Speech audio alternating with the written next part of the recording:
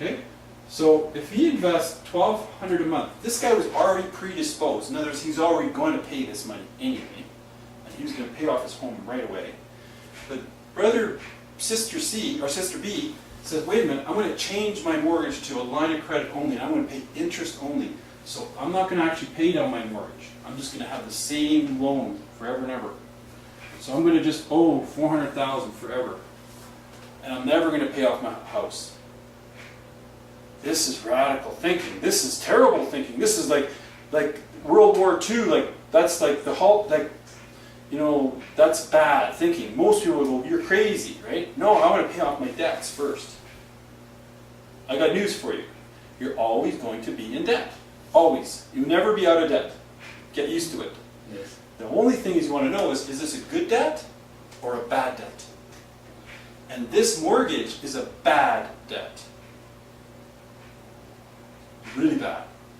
Because it produces no income to you unless you rent a basement. Ah, Those guys downstairs pay my mortgage here. $1,000 a month I get for the basement. They're paying my mortgage. yes. I live for free. Liveforfree.ca. Go to my website. So, $1,200 a month. Now, if Pam, sister B, you decide to pay your mortgage off fast, maximize your RSPs, do this is a really good idea, bi-weekly payments, but then you thought this idea of paying slow was good too, but you're still not sure which is right or wrong almost. Like, maybe this is right, maybe this, but we'll just figure this out. So if you take this times 12, that's like $15,000 a year, right? Or more. And let's you invest that in something. This will freak you right out. Maybe I shouldn't tell you this. I'll tell you this later. I got to do baby steps, right? If you invest this at 8%, I can turn this 15,000 into 20,000, right like that. Guarantee. You ever heard that word before? Guarantee. You hear me say guarantee? Guarantee. What would you do with $15,000? Put 7,500 in your wife's RSP, 7,500 in your RSP. You get another 5,000 refund. So now you're turning this to $20,000. This, in 15 years, is going to be worth about $1 million. Yes. So now you've got $1 million here in your investment account. Okay? So let me ask a question. Would you rather be brother A or sister B? Now, brother A has a house paid off, he has no mortgage, no $400,000 debt. But brother or sister C, or sister B rather, or brother B, has no mortgage, still owes the same amount of money, $400,000. Okay? But what is his house worth? What is her house worth? $1 million. She still has like how much equity there? She has $600,000 equity, right? That's a lot of money. Yeah. But she's got this. And what did she do all those 15 years? She got 30% refund, 30% refund, 30% refund, 30% refund. And if I could show her how to get that RSP out tax-free, hello, you would Yes. want to know about it, right? Yes. I can do that, but that's a whole different conversation. That's a whole presentation. But again, let's say she paid taxes on all that. Say she paid like 30% taxes on that $1 million. She had $700,000 cash, and her brother had no savings, nothing. House paid off. It's only worth 400 grand, or it's worth $1 million. So who has more? She's got a lot more.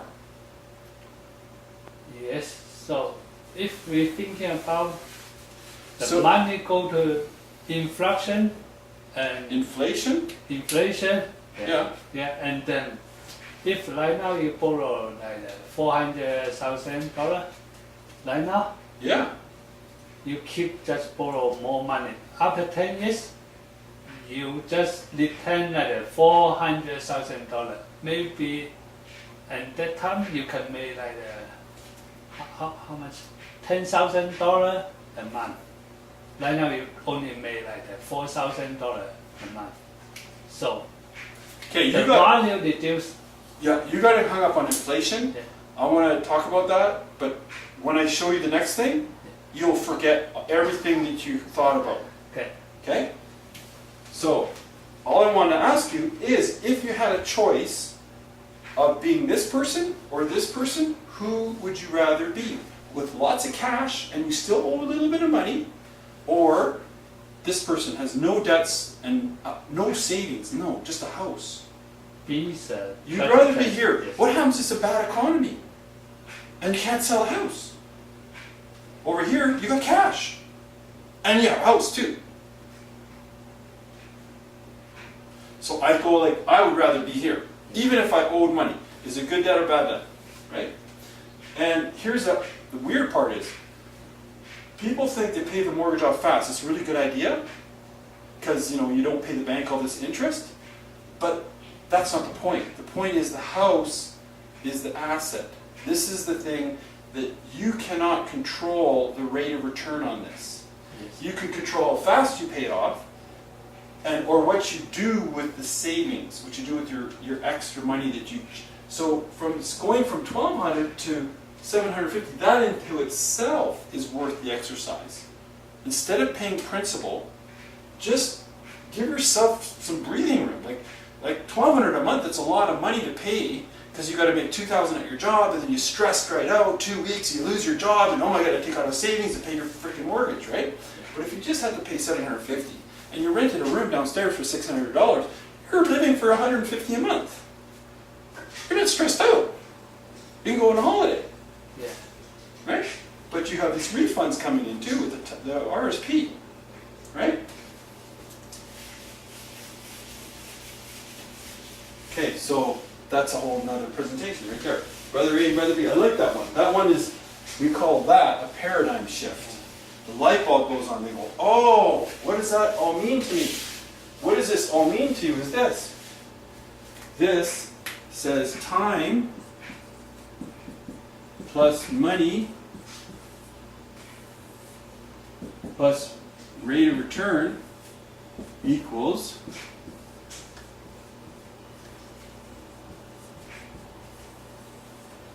is there a Chinese symbol for prosperity?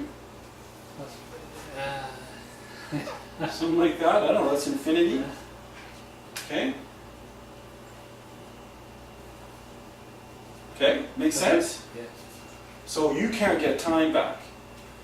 You can get extra money back. And, rate of return, you can figure out how to get rate of return, do a lot of study and figure out what to do and be careful and whatever, right? Try not to lose your money, right? So that whole thing